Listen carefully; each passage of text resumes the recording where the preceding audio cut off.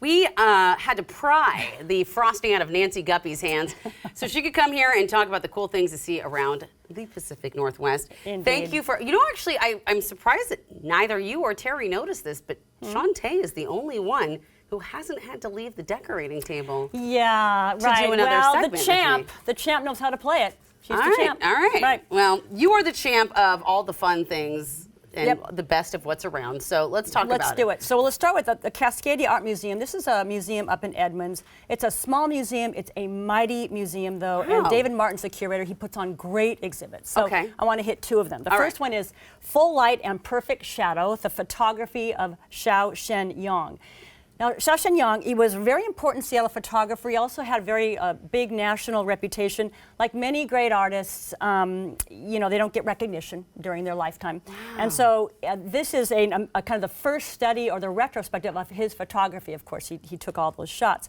So the work is amazing. It looks like paintings. Right. That's a beautiful portrait, a lot of portraits, nature, gorgeous nature. And I don't even know where that might be, but it's somewhere in the Northwest. It looks like near Deception Pass. It kind of does. Yeah. Architectural shots, along with a lot more experimental imagery. Xiao Shen, like that right there. That's not an easy shot to get of that egg. It's not, especially back in the day when you had shutter speeds and you weren't having an iPhone take it for you. Right, exactly. You couldn't go and fix it. So, and he was very intrigued with different photographic processes. So it's just a beautiful show, and it runs through February 11th. I can't wait to go see that. All right. Oh, this next one blew me away. Urban Scenes of Seattle, 1910 to 1960. Okay. It's a collection of paintings of the Seattle area by known and lesser known Northwest artists. So I love this show because the work is super great, but I was born and raised in Seattle, so I know the places. That's Lake Union. That's from probably over by East Lake a little bit, I think. Yeah, I was going to ask you. Right? Okay. Yeah. So I know these areas, like that's Belltown right there. Yeah. There's a really beautiful painting of Smith Cove right there, which is the Magnolia Marina. Yeah, that's right? the bridge, I guess, existed then. Exactly. Some sort of version of the bridge. Broadway on Capitol Hill. And these are paintings that were painted years ago. 1910 to 1960. So it's like you're looking at old photographs in a particular way. It's really interesting. Like that, I think, it's probably kind of Beacon Hill, kind of looking north towards the Smith Tower. So I would highly suggest go to Cascadia Art Museum. Great day trip, art, eat, have fun. I love it. I love going and hanging out in Edmonds. Okay, our next one is, I like the title, no clue what it's about, Dancer and Prancer. All right, fabulous surf band. They're called Dancer and Nice. Prancer. Yes, they play traditional Christmas songs in a vintage 1960s surf kind of instrumental style. Exactly. And they only perform in the month of December. That's it. Wow, so go get them. So I saw them last year, and we'd see that's, I think, at the Seattle Center maybe last year. So I saw them outside last year at the Westlake Center. It was a riot. It's fun. It's danceable, like as you can see, very family friendly. Not a lot of singing from the band, but that doesn't stop the audience. You can always sing it out. So it's really, they're a lot of fun. And they've got some shows coming up. One at the Kraken game on this coming Saturday. If you're a hockey if you were going to be at the Kraken game, good for you. Exactly. So let's move on. Should we do some dance? Yeah. So there is a dance show I'm very excited about. It's called Good for Her Age. I love it. I know these four women. Oh, they're I love great. you. I love all of them. I don't even know them, but I love them. You would love them. They're great dancers. They're great choreographers, and they, of course, they're getting into the very interesting subject of age for women. The complex, contradictory ways we sometimes navigate getting older. I can certainly relate to that.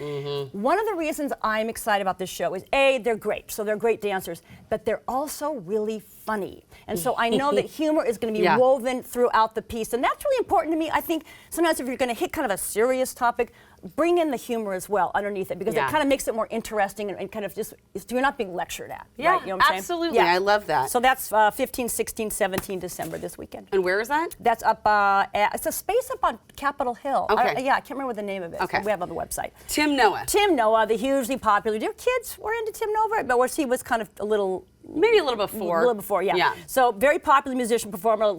Kids love him. He has got a new show called This Must Be Christmas. And so he is performing with the acclaimed operatic soprano Rachel Deshawn right there in the front, and his all-star band, which I love the name, Whack Bang Cling and Clang Band. So they sing original songs, traditional songs. He tells stories, interacts with the audience, etc. All in this fun, wildly fun way. I love that. And that's two shows on the 16th and at his theater in Snohomish. In Snohomish, okay. Yeah. Then we got Selena Kearney. me. Yep, this is a really fascinating exhibit called Object Ritual, and it's a really striking show. The artist, like you said, Selena Kearney at Solis Gallery. Selena is a Native American, and a number of years ago, she became very interested in the way that objects that you would associate with Native Americans, clothing, headdresses, traditional tools, have been interpreted, one could say co-opted by the culture at large, turned into Halloween costumes or mascots for sports. So she collected them all on eBay, Amazon, took photos, and then framed them in these beautiful shadow boxes. Now the show obviously has a political bent, but what I like is Selena is in no way telling you what to think, or is she telling you what she thinks? What she is basically saying is, to the viewer, ask questions.